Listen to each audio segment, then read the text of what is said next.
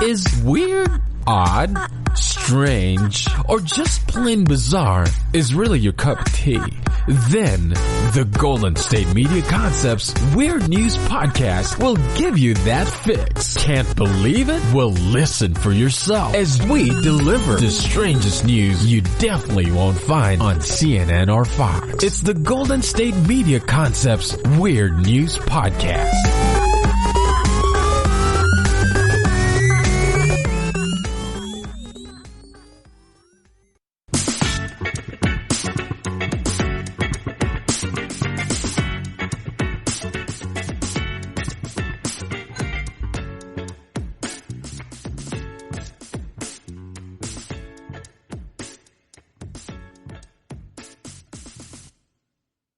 Thank you for tuning in to the GSMC Weird News Podcast, brought to you by the GSMC Podcast Network. I am your host, Brittany Lawrence.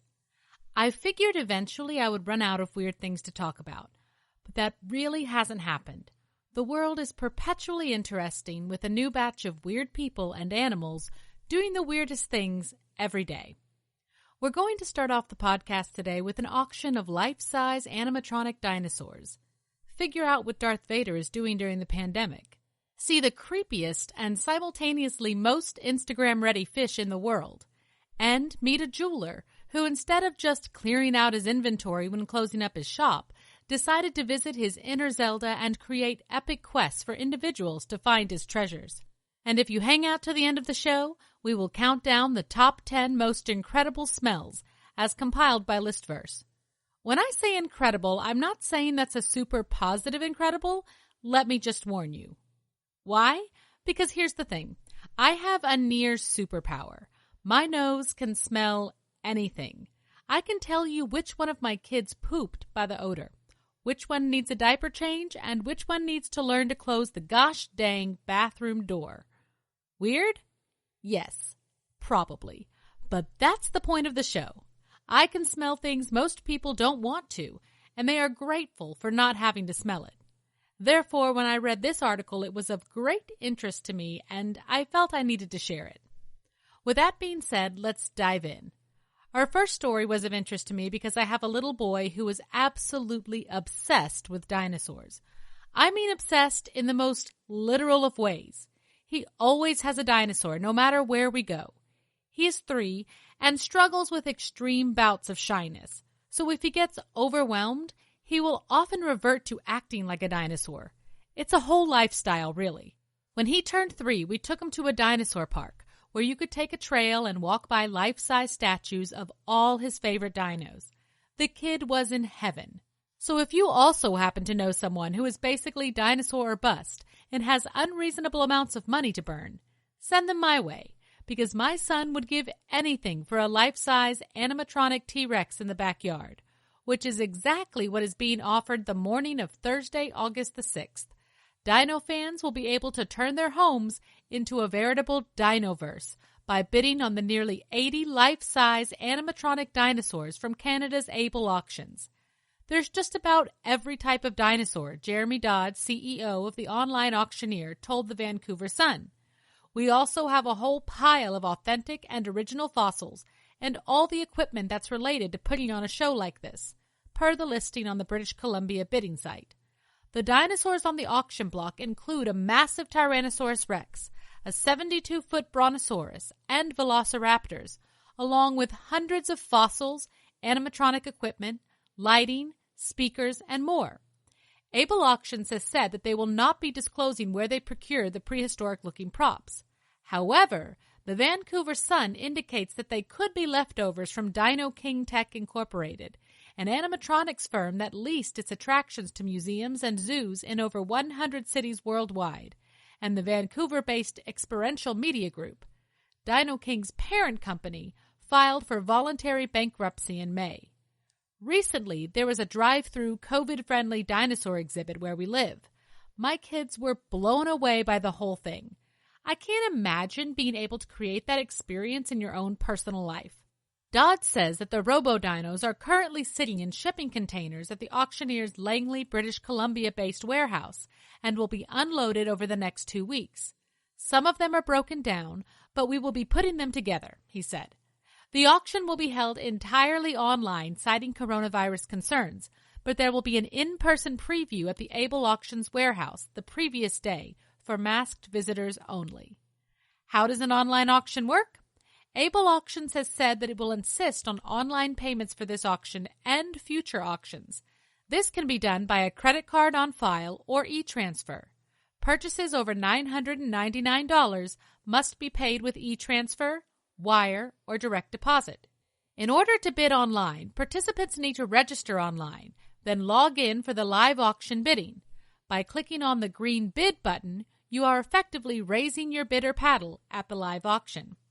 Now, I may need to make friends with the man in our next story, as he now has the funds to cover a 3-year-old's dream of living in the Jurassic period. On Friday, July 17th, Jamaican lottery winner W. Brown dressed up as the iconic Star Wars villain Darth Vader to pick up his $95 million jackpot. Evidently, he was trying to keep his identity a secret from others. Brown said he hid his real identity because he kept mostly to himself and hadn't told anyone about his jackpot win. According to the Jamaica Gleaner, Brown wanted to make the right decision first before spending any of the lottery winnings. I want to decide what is the best thing to do before spending anything. I need to decide what my goals are. But I know I want to own a bus, Brown told the paper. I feel this. My husband and I have been obsessed with #vanlife for a long time now. There is rarely a day that goes by we aren't looking at campers and dreaming of owning the perfect one to tote our family around in. Brown bought the winning ticket at the Diane Sports Bar in Maypen, Jamaica. The winning numbers are the same ones he has been playing for the past 20 years. Brown said that his picks are based on rakes and their meanings. In Jamaican culture, a rake is a premonition, dream, or omen that foreshadows what will happen. Life has always been very rough. I come from a poor family. Sometimes I couldn't attend schools because my parents didn't have it. But I told myself that God will help me one day so I can help my family, he said. Supreme Ventures Vice President Gail Abrahams of Marketing, Communication, and Sponsorship handed the large $95 million check to Brown. According to its official website, Supreme Ventures Limited has developed gaming brands and entertainment companies across the Caribbean and in Jamaica since 1995. Supreme Ventures currently has about 11 lottery games running. Brown is not the first person by any means to pick up their winning lottery check in disguise. According to Newsweek, Ann Gray won the Super Lotto draw from Supreme Ventures when she picked up her $180,900,000 check. She covered her face with a smiling emoji mask. Assistant Vice President Simone Clark Cooper from Group Corporate Communications at Supreme Ventures Limited explained to the Star why the lottery winner wore a disguise. Several Jamaicans do not want their faces broadcasted because of the rampant crime in their country. Unfortunately, Jamaica is not like other markets. In other markets, they don't necessarily do it, but here, I think they opt to do it to keep themselves safe. We are not going to tell them not to do that because their safety is of paramount importance to us as well, Cooper explained. People have been coming with their own disguises. They usually don't need our help, and they are usually very creative, perhaps beyond anything that we could think of or imagine, and it has been very effective over the years. Recently, a man fishing in Malaysia caught a fish that has no desire to cover up its magnificent pout. A triggerfish, of which there are apparently 40 different species and are fairly common in Malaysia. This particular diva recently tried to break the internet with her trout pout. Twitter user Raf Nasir shared the photo from the New York Post. The images shows off the fish's unnerving human mouth, along with a pair of photos of the fish. It caused many social media detectives to wonder if the creature even really existed. She does. Kind of. And she is fabulous, if a bit creepy. When the now viral pic was posted, I'll save you the Google trouble and post a pic after the conclusion of today's show. On July 2nd, the caption read, "Her lips are hotter than mine." The photo shows the sultry fish sporting a pout that would make Kylie Jenner jealous. In fact, it was so bizarre that many Twitter users wondered if the pic was photoshopped. Now, here is where it gets a little tricky. Though the triggerfish does have a disturbingly human-like pout, the teeth look alarmingly like human teeth, and that may be where the internet falls short of reality. According to David Booth, a marine ecologist at the University of Technology in Sydney, their teeth are large but not human-like, so yes, the pictures do look fake. But some people are not so quick to debunk the validity of the photograph. The World Wildlife Fund suggested the fish was a black-patched triggerfish, which they say is a well-known species with a wide distribution from the Seychelles to the Great Barrier Reef, which would include Malaysia.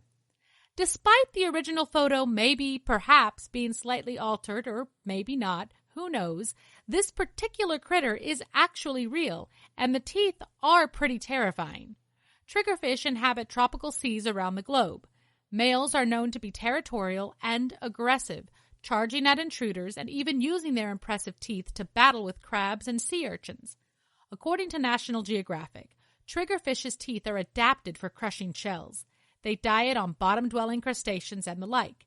As a result, their teeth have taken on a human appearance, especially when viewed head-on. The triggerfish is seemingly not the only fish with strange humanoid appearances. There are several species of fish that have people-like lips and teeth, such as the pacu fish and white-lipped cichlid. Dentist Howard Farran also identified the sheepshead fish, which shares this toothy quality, using its defined front jaw and teeth to eat barnacles, crabs, and shrimp. I looked up the sheepshead fish, and I may officially have new nightmare fuel. Whether the particular fish in the original photograph is real or not does little for the fact that it's super striking and a bit jarring to see. This may be one of those things we just live and let lie on the internet. Let Jessica be real in our hearts. Also, is anyone else super weirded out by teeth? Because I am, and researching this whole fish with teeth thing has been really hard on my psyche. Fortunately, our next story is a bit less toothy and a lot more questy. I was recently reminiscing with my brother about when we were kids and we got a Nintendo 64. We played Zelda together for hours that summer. He would basically control the controller, and I would direct a lot of our game decisions regarding our various quests. In that same vein, a Michigan jeweler has recently cleared out all the inventory in his store in the name of adventure. Johnny Perry, owner of J&M Jewelers in Macomb County, and his wife, Amy Perry, buried $1 million in gold, silver, jewels, and antiques across Michigan, from Metro Detroit to the Upper Peninsula. Starting August 1st, you can find the treasures yourself if you are a registered Treasure Quest hunter. After 23 years, J&M Jewelers is closing following a months-long forced temporary closure related to the COVID-19 coronavirus pandemic. In lieu of any income from their actual store, the monthly Treasure Quest will provide a new source of income for the Perry family. Registration for each hunt is $50. Johnny Perry could have sold the contents of his shop and retired. Instead, he put his entire life investment into the ground, with an ideal hope and dream to give all fun, adventure, and bonding with each other, and the memories that will last a lifetime, he said on the Treasure Quest website. After going stir-crazy while stuck at home amid the pandemic, Johnny Perry and his then-fiancée began outdoor adventuring. Those adventures led him to realize that though he had been a jeweler his whole life and learned the business from his dad, he wasn't truly happy.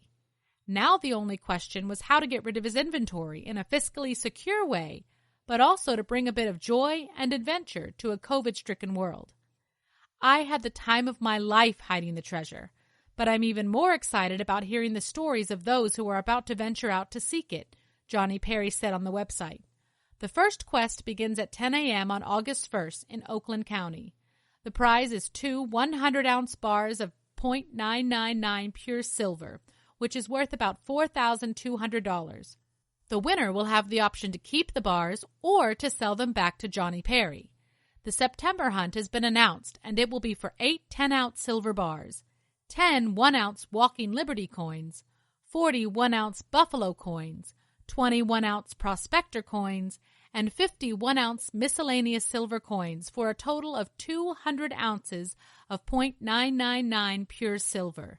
The other hunts have yet to be released, but you can get in on the fun if you live in the Michigan area, or if you want to take a bit of a road trip, which honestly is right in line with the flavor of the whole thing.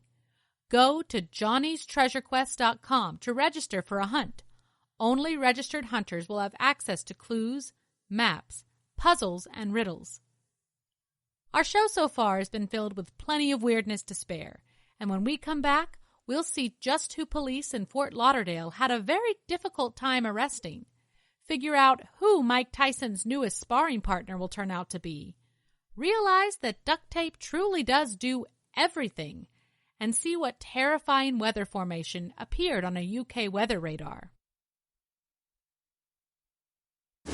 Check out the show built around the women of MMA. From the UFC to the extreme cage fighting, we got the fights covered. Listen. It's the Golden State Media Concepts Women's MMA Podcast. The latest news of upcoming fights, discussions of previous matches. Join us as we talk to and about the biggest names in women's mixed martial arts, past, present, and future.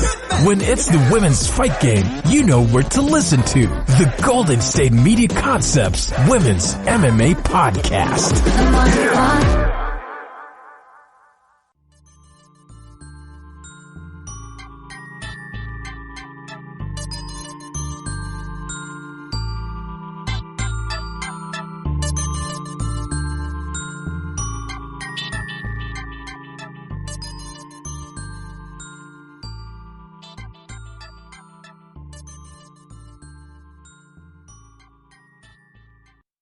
Welcome back.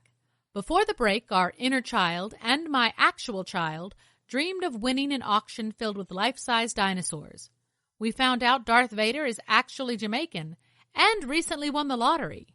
Met a fish with arguably better lips than most of us, and a man who is creating a literal treasure hunt for fellow Michiganians with the contents of his now closed jewelry store.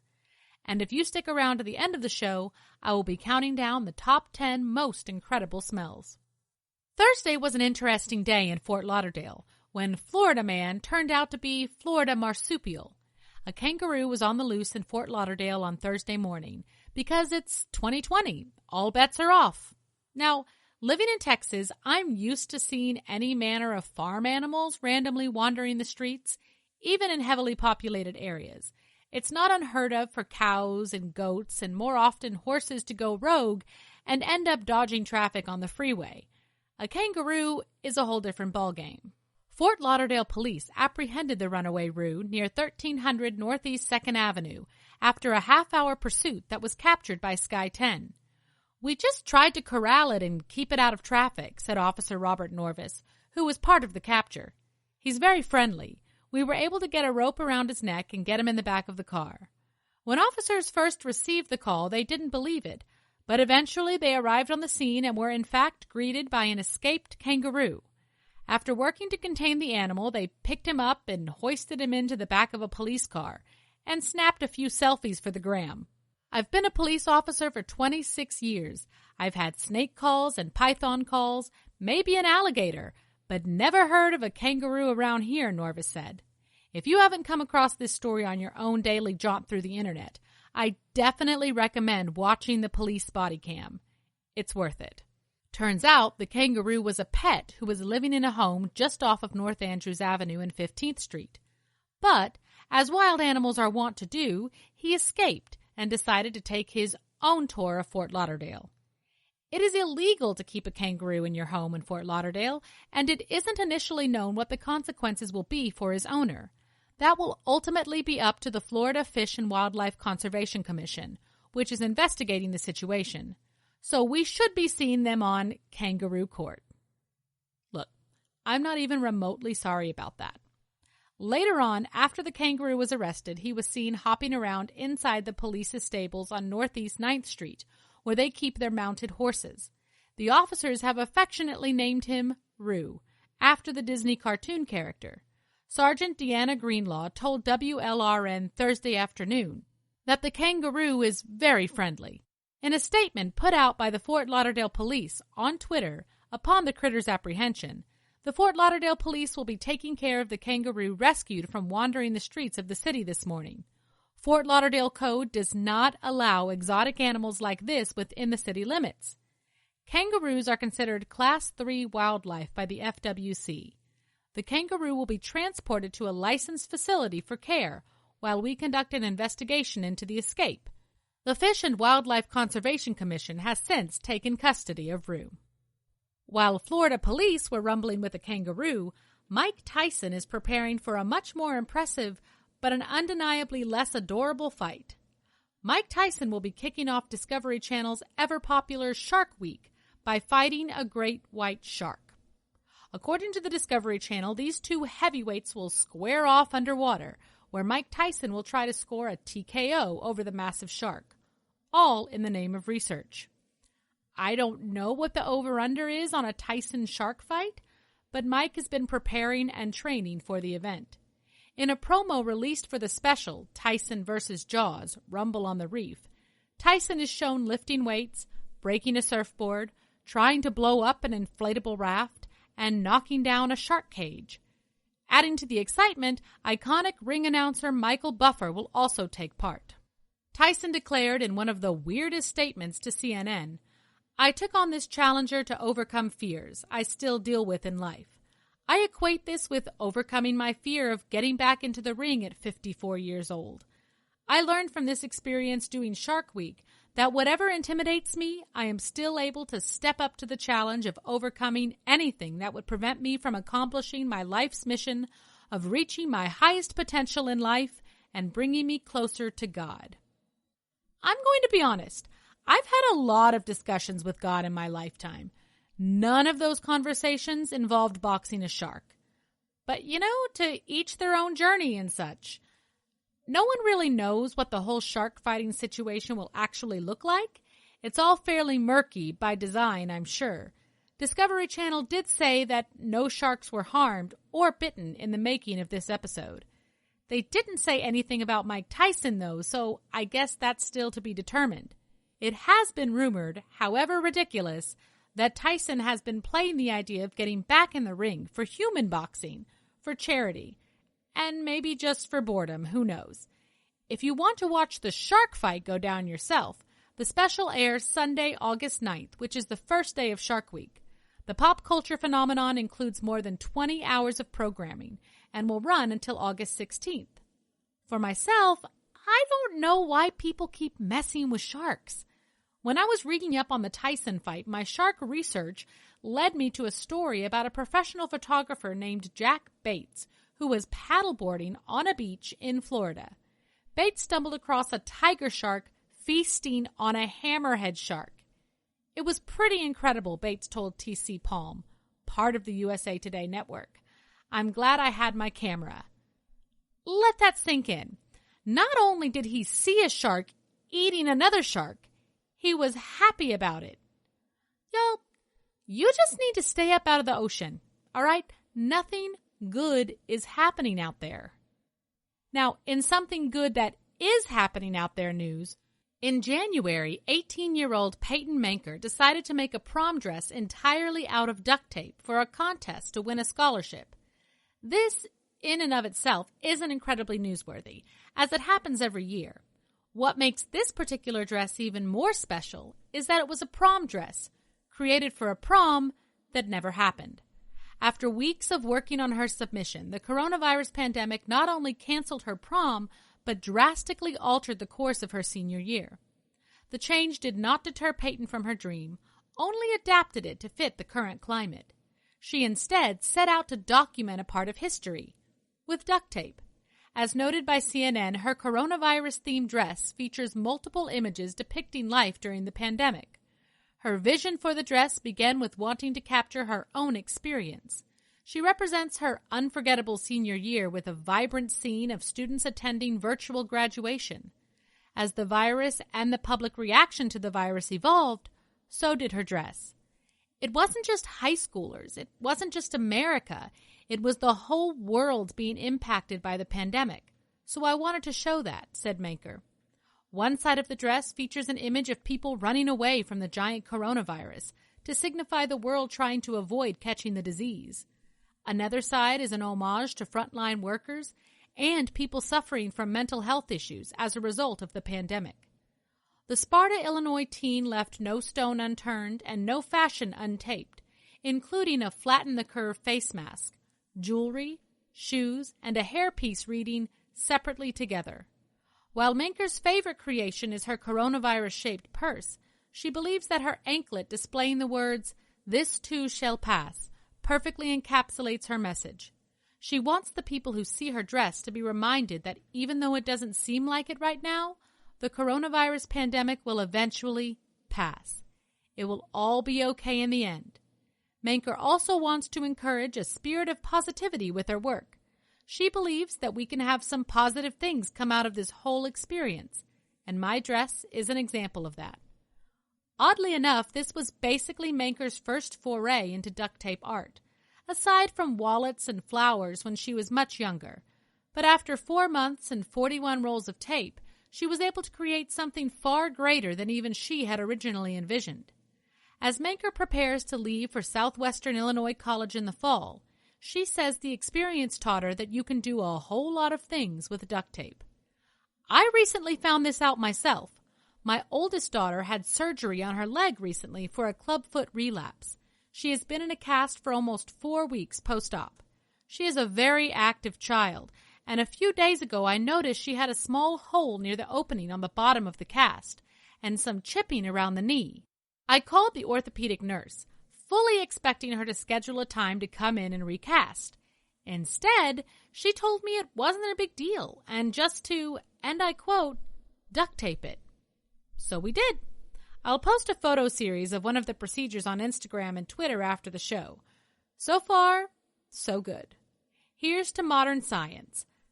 As far as the duct tape dress goes, the contest is not over and winners are still yet to be announced. Duck Brand will be awarding $20,000 in cash scholarships to the winners in late July. Speaking of coronavirus and the last thing we need news, a few days ago a swarm of flying ants swept over the UK, and it was so big it was mistaken for rain when it was picked up on the weather radar. The Met Office's radar imagery picked up the cloud of ants around 50 miles wide over Kent in Sussex. In case you missed that, a cloud of ants 50 miles wide. Smaller swarms were also seen over London. Weather forecasters were very confused, and the Met Office later confessed, "It's not rainy in London, Kent, or Sussex, but our radar says otherwise." The radar is actually picking up a swarm of flying ants across the southeast. During the summer, ants can take to the skies in a mass emergence, usually on warm, humid, and windless days. Flying Ant Day. Well, if the pandemic wasn't enough to keep you inside or wearing a mask, perhaps horrifying flying ants will do the trick. We're talking biblical plague stuff now, people. The Met Office then clarified that the ants showed up as interference on our radar imagery from its land-based system. The swarm also caught the attention of BBC weather presenter Simon King, who tweeted an image that he described as an incredible phenomenon. He posted, "Flying ants, swarms of them flying into the sky in South England are being picked up as rain on the radar image this morning. These ants are a particular size, and they are probably hovering at a certain height in the atmosphere towards the base of a cloud, and the sheer number of them would suggest there's enough for the radar systems to pick up," King said. King told the BBC that it was the biggest swarm of insects he had seen in the United Kingdom, and it was a more common sight in parts of the United States, which, by the way, is super encouraging and not at all panic-inducing. We knew it was dry in the south of England, and yet the radar was showing this very light precipitation across the south. You can tell it's not rainfall because it has that eerie look to it. It doesn't quite match what rainfall looks like.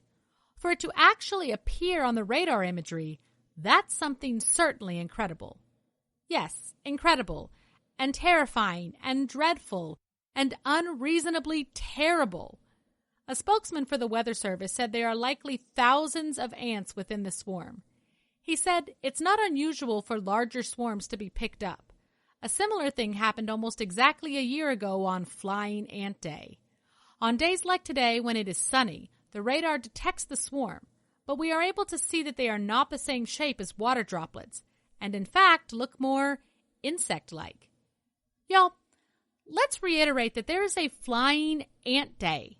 like a national holiday. Flying Ant Day is when males and new queens leave the nest to mate with many ant colonies, all doing it on the same day. I feel like this is something we should have heard about before now. I think I need to know if there is a Flying Ant Day. Give me some sort of cell phone alert. I want nothing to do with that. According to the Royal Society of Biology, there is not always one Flying Ant Day, but as many as 96% of days between June and September, flying ants are spotted. Add that to the list of questions I have about the universe, because why? When we come back, we'll encounter a news anchor who loses a part of her face mid-broadcast and just keeps on going. Learn how Burger King intends to address climate change. Come across a rendezvous between two criminals that did not end well for either. And gauge just how awkward baseball can get with corona-induced air fives. Are you tired of the same old news? Are you sick of the seemingly endless political spin and negativity? The GSMC America Still Beautiful podcast is a weekly news podcast covering all the top positive and uplifting news stories. We cover stories that will inspire, uplift, and remind you of the good in the world. Tune into the Golden State Media Concepts America Still Beautiful podcast to get all the great and positive news stories of today. Download the GSMC America Still Beautiful podcast on iTunes, Stitcher, SoundCloud, Google Play, or anywhere you find podcasts. Just type GSMC in the search bar.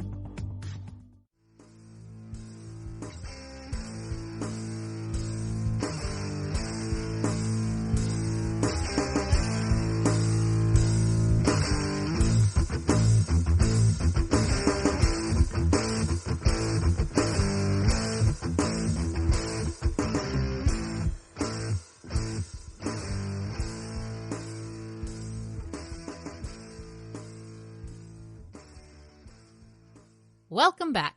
In our last batch of weird news, we caught a rogue kangaroo, put our bets in for Tyson versus shark, tested the limits of duct tape through both science and art, and cringed at the idea of thousands of acres of flying ants.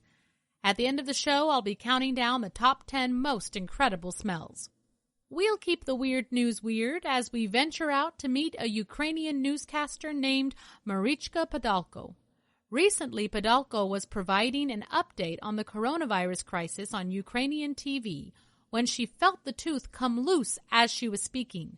The tooth soon fell out during the live broadcast, but she managed to keep her cool and carried on with the report as if nothing had happened. If you watch the video, the swipe is so quick. If you didn't know what you were looking for, you could have easily missed it. I was actually quite impressed. She didn't panic. She just put her hand in front of her mouth, caught the tooth, and carried on without a pause in the broadcast. Many people were even unaware anything had even happened, but the subtle moment was in fact spotted by some viewers who posted about it on social media. Podolko actually responded to one of the messages and confirmed, "Yes, I really lost part of my front tooth today during the live TSN broadcast at 9 a.m. This is probably my most curious experience in 20 years as a presenter." Colleagues were also impressed at her cool, under-pressure demeanor, and one stated, "You reacted as if you lose your teeth every day." Marichka shared the video on her personal Instagram account, saying it was one of many unpredictable situations she has had to deal with during her time as a reporter. She also explained that the tooth likely fell out from an injury that she received while playing with her daughter more than a decade earlier. While she was sleeping, her child grabbed a heavy metal alarm clock from her windowsill and began swinging it around as if it were a toy, when part of it hit her in the mouth, damaging the front tooth. Podolko claims that TSN deliberately refrained from posting the clip on their YouTube channel, hoping the embarrassing moment would fly under the radar.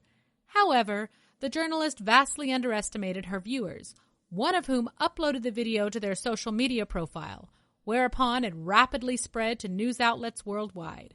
Alas, it seems neither the tooth nor the clip were pulled in time. Live broadcasting is wonderful because it is always unpredictable, Podolko writes. She added, "In any situation, we keep calm. See you tomorrow morning." Podolko isn't the only news reporter recently to find themselves in a less-than-ideal situation.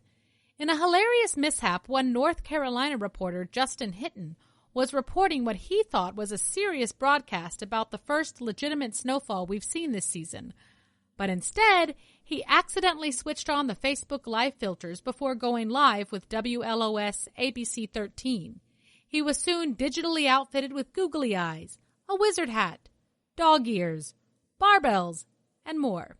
It appears that the Emmy Award-winning reporter is taking the mishap in stride as he posted, "If you can't laugh at yourself, what's the point of laughter?" I feel that. I laugh at myself on the daily.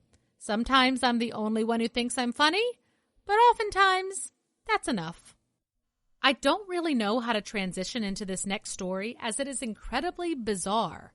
Most businesses are taking a stand against all manner of things recently, which honestly is usually a good thing.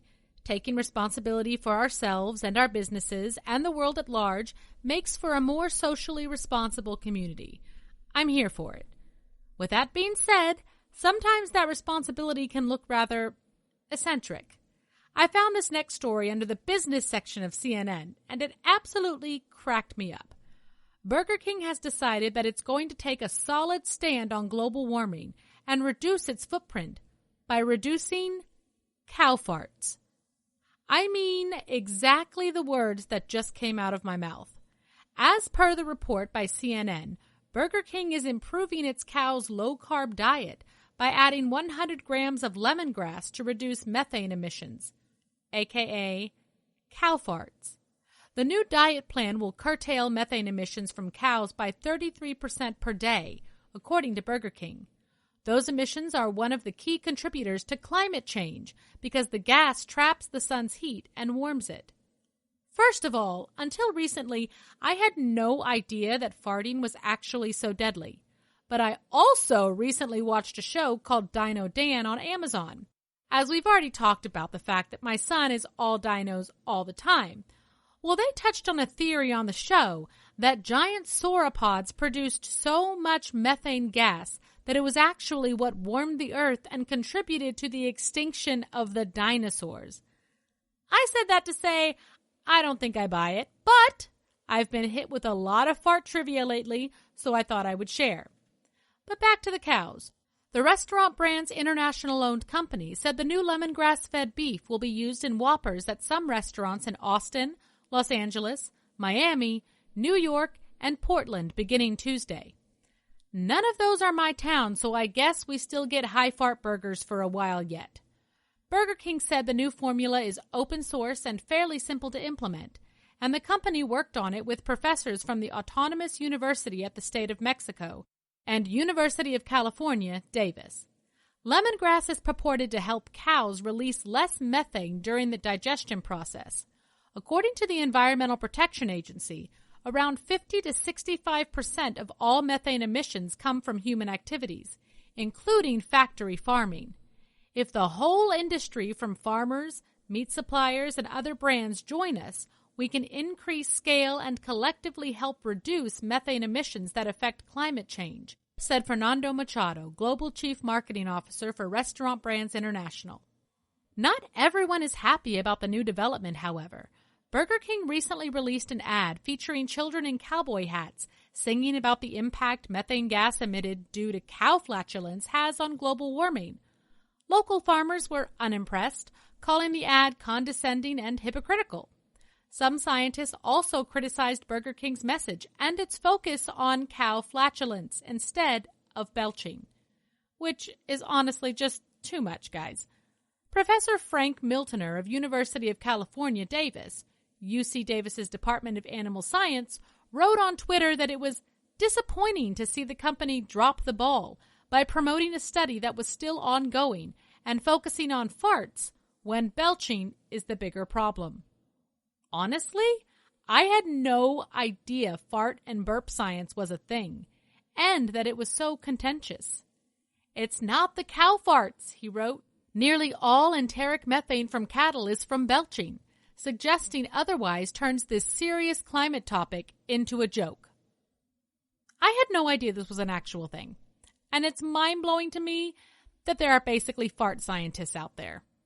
Since we're already talking about things that are just silly, We'll head to Newberg, Oregon, where 2 would-be criminals were arrested after stealing cars and subsequently crashing into each other. According to Fox 12, on Sunday morning, officers responded to a report of a suspect that had just stolen a person's Toyota Land Cruiser. The stolen vehicle was located minutes later as it went through town. According to police, in an attempt to elude them, the driver led them on a tour of downtown Newberg, but ended up crashing into an occupied Buick Regal near East Franklin and College Street. The driver in the Toyota, identified as Randy Lee Cooper of Portland, was arrested for unauthorized use of a motor vehicle, attempting to elude police, third-degree assault, reckless driving, and other related crimes. Turns out the driver of the Buick had also stolen that car that she was driving. It had been reported stolen nearly 3 weeks ago. The driver in the stolen Buick, identified as Kristen Nicole Bug of Newberg, was found to be under the influence and was arrested. Bug is facing charges of driving under the influence of intoxicants and unauthorized use of a motor vehicle. I feel like this could be some burgeoning romance. They obviously have similar goals in life and could be getting out around the same time. Seems like a perfect match. You can get back to me on that, Lifetime. I'll be right here. On that note, while reading about the would-be car thieves, I ended up on a story about a man who was arrested for an OUI, operating under the influence, after he was caught driving his tractor down busy roads in Augusta, Maine, during a frigid, icy winter storm in February. Police say it's actually not uncommon to make an arrest on a lawnmower for an OUI, but they are surprised it happened in the middle of winter. Augusta shared a photo of 2 of their patrol cars parked behind a small riding lawnmower on the side of the road. Someone commented that they drove by while the cops were doing the field sobriety test, and it was not going well for the person in question. I can imagine you would have to be pretty drunk to not feel the cold temperatures, as it regularly stays below freezing in the dead winter in Maine. And an honorable mention goes to, since this is apparently the weird criminal section of the show, 20-year-old Spencer Boston. In January of this year, Spencer was in Wilson County Court after being charged with simple marijuana possession. However, not content to just settle the charge in court, he decided to take a stand and protest the illegality of the plant. Boston decided to not just use his words, but wanted to follow them up with actions, as he decided to pull out a marijuana cigarette from his pocket, light it, and begin puffing on it while facing Judge Haywood Berry. The man was able to get in several short inhales before security realized what he was doing and led him from the courtroom to laughter from those in the crowd. "The people deserve better," Boston shouted as he was removed from the gallery. Boston was charged with disorderly conduct and another marijuana possession charge. He was also held in contempt of court for the stunt. I feel like that guy's probably doing all right now. Here's to your quarantine, Haywood. Our final story today is a baseball story. We're huge baseball fans in this house, and I've been lamenting the lack of baseball nearly daily. I would have been fine with them just paying Joey Gallo to go out by himself and just hit bombs for a couple hours every night. I just needed something. I'm only partly glad they are attempting to bring it back, as I really don't think it's going to last that long. I'm usually not so cynical, but the virus has broken my ever-peppy spirit. Here's the thing about baseball. The one thing that has always been super constant is the borderline awkward celebrations at basically everything. It's a super touchy-feely sport, and I love it. But at the Yankees-Mets recent scrimmage, it was a very different feel, even more awkward than normal. That awkward moment when you can't be super awkward with each other, so you just double down and make things super extra awkward. That's what cardboard cutouts in the stands, piped-in crowd noise, and air high-fives create. Aaron Boone, the current manager of the New York Yankees, called the phantom high-fives really weird, really awkward, and said it wasn't rehearsed, and he wants to see something different once the games start to count. Hopefully we can get a little creative, especially in the regular season, Boone said of the celebration. It's a big deal when you win a game, and I don't want to lose that. I'm going to be honest. I don't really like talking about the Yankees in any way, where I agree with them, but I do hope if baseball is going to come to fruition this year, that it is actually fun and not just weird in the worst way. The players, for the most part, made the most of the situation, pleased simply not to be facing teammates in intra-squad games following 3 weeks of spring training 2.0. Without fans, it's noticeable, Zack Britton, pitcher for the Yankees, said. I didn't really think about it too much once the game got started. Right-hander Mike King started the game for the Yankees and was initially thrown off by the pictures of fans behind home plate. The little cardboard cutouts were weird, King said. When I first walked out to the mound, I thought, geez, but once you're out there facing hitters, you block it all out. You get in the zone with you and the catcher and you're working. You don't notice it after that. I'm going to be honest, I very much absolutely almost invested in a cardboard cutout for our upcoming Ranger season. I resisted because I felt like in the end the players would not actually appreciate a huge life-size cutout of me in front of their face while trying to pitch a shutout. Despite the change in environment, rookie Mets manager Luis Rojas said it was exciting to take the field. I know there was a lot of energy flying throughout the game. Some players actually appreciated the effort to make it seemingly feel like a real game, even in a weird post-apocalyptic type way. Britton insisted the game itself felt fairly normal. The cutouts behind home plate were a cool idea. It breaks up just looking at seats back there. The pumped-in crowd noise, you can't duplicate a real crowd, but it breaks up the silence and makes it easier to go out there and get some adrenaline. Here's to hoping things can feel that way for the fans too, as we watch from home, attempting to bring back some sort of normalcy to our lives. I miss you, baseball. Well, we've sufficiently went round the world in recent weird news. I appreciate you guys taking the ride with me. When we come back, we'll be running through the top 10 most incredible smells. I use the word incredible very loosely and not always in a good way. They can also be incredibly bad and sufficiently weird. The GSMC Life and Happiness podcast takes you on a journey of exploration. We'll discuss tried and true methods alongside the latest trends of how to best live your life to its fullest and happiest. From psychology to meditation, science to self-help books, the GSMC Life and Happiness podcast will help you to discover what makes you happy and how you can live life being the best you possible. Download the GSMC Life and Happiness podcast on iTunes, Stitcher, SoundCloud, Google Play, or anywhere you find podcasts. Just type GSMC in the search bar.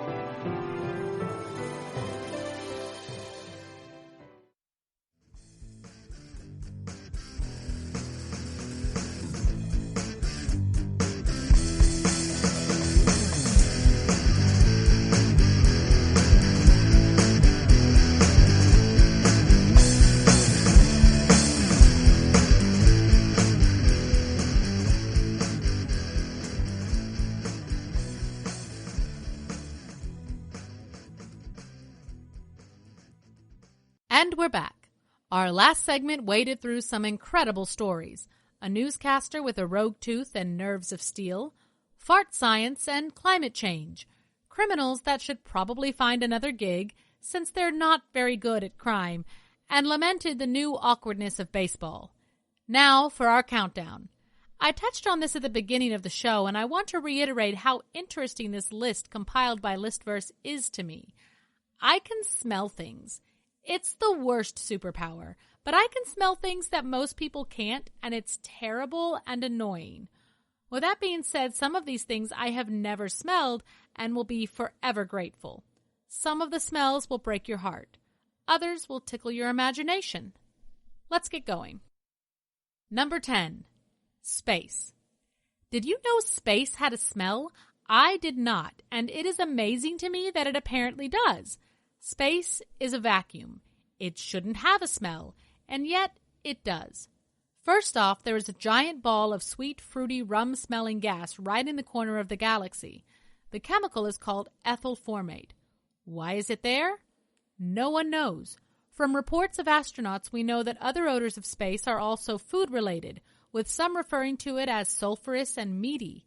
And another astronaut, Thomas Jones, has reported, when you repressurize the airlock and get out of your suit, there is a distinct odor of ozone, a faint acrid smell. also similar to burnt gunpowder or the ozone smell of electrical equipment. International Space Station Science Officer Don Pettit had his own observations. The best description I can come up with is metallic, a rather pleasant, sweet, metallic sensation. It reminded me of my college summers where I labored for many hours with an arc welding torch repairing heavy equipment for a small logging outfit. It reminded me of pleasant, sweet-smelling welding fumes. That is the smell of space. Obviously, in a vacuum, you can't smell anything directly, but there are millions of particles floating around that do have a scent, and it is when they adhere to the suits worn by the astronauts or enter through the airlocks that these observations are made. Interestingly, NASA has tried to replicate the scent on Earth as part of their training for future astronauts. Number 9. Sundry planets. We're sticking around space here. We can guess roughly the odor of the different planets due to the chemical composition of their atmospheres. Venus smells of rotten eggs due to the clouds of sulfuric acid in the atmosphere, and similarly, sulfur dioxide and hydrogen sulfide is the cause of Mars and Uranus smelling the same. Jupiter, because each layer of its atmosphere is made up of different chemicals, the scent depends on where you are. In some layers, you will smell delightful bitter almonds due to the not-so-delightful hydrogen cyanide, while in other layers, the ones near the top, you'll smell the foul smell of ammonia, cleaning products. That almond-like smell of cyanide actually occurs naturally in flowers like jasmine in the basically harmless form of benzyl cyanide. The rest of the planets are mostly without a distinct scent due to atmospheres of largely odorless gases. Number 8. Death. This one I have personal experience with, at least with dead animals. I tell this story quite often about when my husband and I were first dating, and I told him that some sort of animal had died in his walls. He couldn't smell anything and probably thought I was crazy, but still continued to date me, so there's that. A couple days later, though, he smelled it himself, and it was really rancid by that point. When a person lays dying, one of the most common odors emitted is that of acetone, the very fruity-smelling chemical that is used as nail polish remover. In some cases, however, that is combined with unpleasant odors resulting from the particular illness the person is dying from. Once death has arrived, the body begins to decompose, and a number of rather appropriately named chemicals emerge. Cadaverin and putrescin are the first, and, as their names suggest, they smell of rotting flesh and putrescence. Why do our bodies release these chemicals? Some believe that it is an evolutionary trait designed to be a warning beacon to others that danger is near. It is believed to spark off the flight or fight mechanism in humans. Other chemicals are also released. Hydrogen sulfide smells like rotten eggs. Scatol smells like feces. Methanethiol smells like rotten cabbage, and dimethyl sulfide smells like garlic. A veritable cocktail of vile vapors. Would you be revolted to know that these are all used as food additives and are also used in many perfumes? A little stink adds a lot of beauty to an otherwise sterile combination of ingredients. In nature, these foul additives occur in flowers to attract insects, and similarly, they attract us. Number 7. Versailles Palace. Queen Marie and her husband, King Louis, lived in Versailles Palace. We all imagine that life was full of delightful perfumes, pastries, princes, and pompadours, but what we don't imagine are the other two P's, pee and poop. Plumbing was rather lacking in the 18th century, and Versailles Palace had minimal built-in facilities. Flush toilets were in the royal apartments only. As a consequence, when nature called, the main option was a little porcelain pot called a bordelu. But the palace is big, and sometimes people would be caught unawares. In those cases, a quiet corner would suffice. After all, servants would clean up after you later.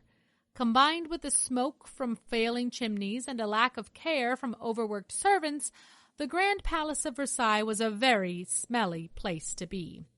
The historic French candle maker Cire Trudon actually makes a candle scented like the floors of Versailles, which they describe thus: "This regal perfume radiates vapors of wax, candelabra, and palace.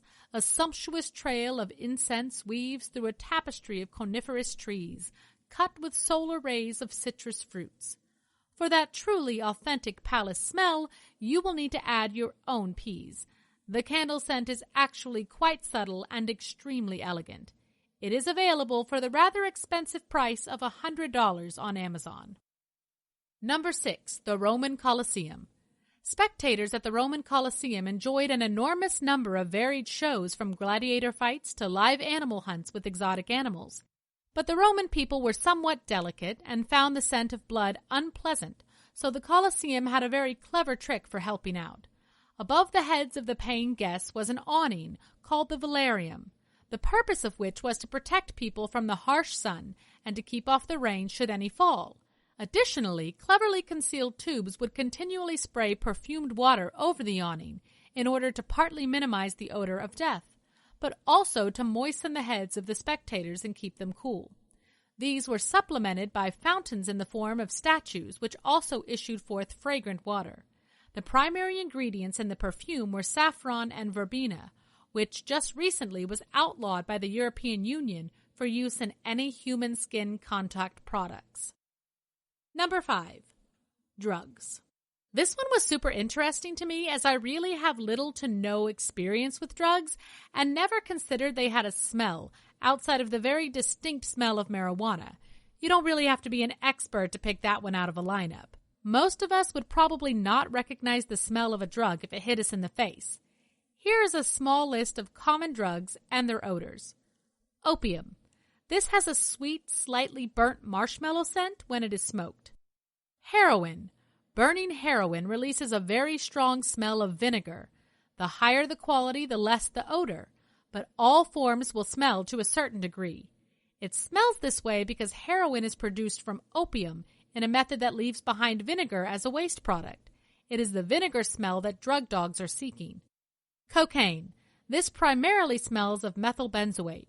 Drug dogs sniff for this chemical along with vinegar, as previously mentioned. Methamphetamine. Meth and crack both smell similar to burnt plastic combined with cleaning products like glass cleaner. Frequent use can lead to a person's skin smelling of ammonia. Delightful. Number 4. The Titanic. In the early hours of the morning of April 15, 1912, the immense body of the Titanic, rent in two, plummeted to its grave on the ocean floor. More than 1,300 souls were lost that night. Fresh varnish, paint, and newly sawn wood were the initial smells that greeted a passenger aboard the ship. In those days, paint was still made with lead and contained high amounts of linseed oil. There would have been the smell of smoke from the coal-driven engines, and on that fateful night, the wonderful smells of roasting duck, lamb, and beef, all of which were on the first-class menu. That same year, the famous French perfume house Guerlain had just released the Bluish Hour. Velvety, soft, and romantic, it is a fragrance of bluish dusk and anticipation of night before the first stars appear in the sky. It was expensive and in high demand, and would have certainly been smelled by a lot of women on the first-class deck. The fragrance can still be bought today, and there is no denying that it still has a quality that brings to mind that fateful night. But at 11 p.m. on April 14, 1912, another smell began to appear, a mineral odor with a metallic edge. It was the smell of an iceberg. Just as ice in your freezer picks up the various odors of other foods stored there, icebergs will take on the scent of their surroundings. Interaction from sea-dwelling animals contribute to this, as well as the chemical composition of the water from which the iceberg is formed. Recognizing the faintly metallic smell of ice may not have saved the ship, but it might have increased the total number of survivors. Number 3. Ancient Egyptian temples. If you have been to a Catholic church, you probably know the scent of frankincense and myrrh, for they are the main ingredients in the most commonly used church incense. The ancient Egyptians used the same resins in their temples, so it was the penetrating scent of incense that most likely met you upon entering the place. And again, like our own churches, the Egyptians filled theirs with flowers. The most common were lotus blossoms and other marsh plants and reeds. The scent of the lotus is extremely sweet, like fruit, and while that sticky sweetness would have dominated, the dank marsh plants would have added an underlying scent of water and dirt. Other scented flowers present would have been jasmine with its hypnotic fecal odor of indole, sweet blossoming roses, and the intense scent of fresh mandrake, redolent of dried tobacco. The next likely odor of the temple would be that of food, offerings to the pantheon of gods. Commonly these were freshly baked bread and roasted meats. At this point, you can imagine that the temple would have something of the scent of Christmas time in a modern country village. At some times of the year, milk, herbs, and vegetables were offered, and after a short time these would have lent a fairly sour and rotten scent to the whole. How more perfect a conglomeration of smells could there be? All the odoriferous elements of life united in one place. Number 2. The Holocaust. This one was pretty hard to read, so trigger warning, if you need to jump ahead, I get it. In 1942, the Jewish ghettos were disbanded by the Nazi government, and mass deportations by trains began. There were no stops for toilet breaks, and there were no amenities for those who were ill, except for one bucket in the corner, which, needless to say, very quickly was rendered unusable. The entire journey from city to camp was drenched in the stink of vomit, feces, and urine. The foulest aspects of man's animal side were witnessed within and without the trains. For those in the camps who were witnesses to the cremation of bodies, the smell was unlike anything they had smelled before. It is a smell so thick it can almost be tasted. And then there was the aftermath. American GIs arriving to liberate the camps claimed they could smell the stench long before they saw them. The smell covered the entire countryside for miles around. One private said disease, typhus, dysentery, and tuberculosis was universal. The crematory had been operating around the clock. The stench of death and of piles of human excrement was overpowering. Number 1. Sanctity. This one was pretty interesting to me, since my very first Weird News podcast talks about St. Simeon Stylites, and we've now come full circle, as he is mentioned here as well. Saints have a smell. Well, some saints do. The odor of sanctity is the opposite of the stench of death, sulfur. This odor of holiness comes in a variety of different forms. For some saints, it is a smell that begins to exude from their body after death, often combined with incorruptibility. For others, it is a sweet fragrance that they unexplainedly emit during their lifetime. And for some, it is in the form of sweet-smelling liquids that leak from the tomb housing the saint's remains. One of the most striking stories of the odor of sanctity is that of St. Simeon Stylites, who lived 37 years atop a pillar with his skin slowly rotting beneath the objects of mortification he wore. The saint was said to exude the smell of perfume. So what does the odor of sanctity smell like? Virtually all cases describe it as sweet, with notes of honey, butter, roses, violets, frankincense, myrrh, pipe tobacco, jasmine, and lilies. It is also accompanied by a sense that the smell is otherworldly. In the 2nd century, St. Polycarp's body, while burning at the stake, was said to fill the air with the smell of incense. The wounds of stigmata were also said to emit a saintly odor. Well, on that infinitely strange and weird note, we've reached the end of the show today. Thank you for hanging around and weirding out with me. And as always, thank you for listening to the GSMC Weird News Podcast, brought to you by the GSMC Podcast Network. I would like to ask that you please remember to subscribe to the show and write a nice review. That really helps. Also, if you can please follow us on Facebook, Twitter, and Instagram. Thank you, and have a good night. Be good to each other.